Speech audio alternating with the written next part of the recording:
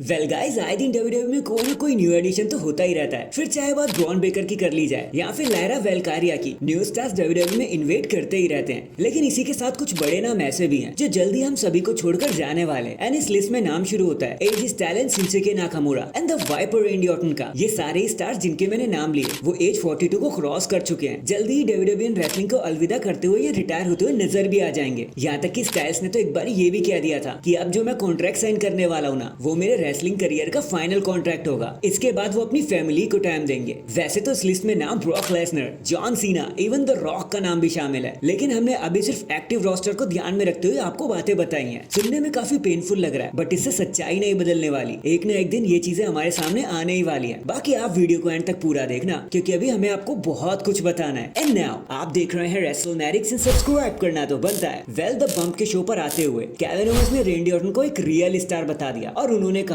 कि देखो भाई, रेंडी ऑर्टन एक ओरिजिनल सुपरस्टार है। जो बैकलैश में उन्हें प्यार मिला वो मैंने भी महसूस किया। एंड सच कहूं ना, अभी से नहीं बल्कि मैं ऑर्टन का बरसों से फैन हूँ। तब से जब से मैं रेसलिंग में नया हुआ करता था, रेसलिंग में आया भी नहीं था। रेंडी ऑर्टन एक एब्सोल्यूट वेटरन है। रेंडी ऑर्टन एक प्राइम एग्जांपल है उस चीज के कि एक एक्सपर्ट बंदा कैसे दिखाई देता है। हालांकि वो लॉकर रूम के लीडर भी नहीं बनना चाहते थे, बट फिर भी वो आज हर किसी के लीडर बन चुके हैं। लेकिन वो फिर भी हमेशा यही कहते हैं कि वो आज भी चीजें सीख रहे हैं, और एक मास्टर और एक बड़ा बंदा यही कहा करता है। और जब बैकलैश में ऑर्टन को वो ओवेशन मिल रहा था ना, तो नॉट ओनली ऑर्टन बल्कि मैं भी इमोशनल हो गया था। जिसके बाद केविन ओवेंस चुप हो गए। बाकी हाँ, भले ही केविन ओवेंस आउटस्पोकन स्टार हो, बट जो भी इन्होंने यहाँ रेंडी ऑर्टन के बारे में कहा ना, वो 100% सच है। तो हैशटैग ओवेंस एंड ऑर्टन। इसके बाद द बीस्ट इनकार्नेट को जाना जाता है रिकॉर्ड तोड़ने के लिए, और उनकी डॉटर माया ने भी हाल ही में ऐसे ही कुछ दिखाया, जब उन्होंने खुद का रिकॉर्ड तोड़ दिया। जब उन्होंने आउटडोर स्पोर्ट में अपने ही रिकॉर्ड को शैटर कर दिया। जो कभी थ्रोइंग में 16 मीटर का हुआ करता था, वो थ्रोइंग में आज एक्सटेंड होकर 19.28 मीटर का हो चुका है। तो प्राउड मोमेंट है डैडी लेसनर के लिए और उनकी बेटी के लिए भी। बाकी हो,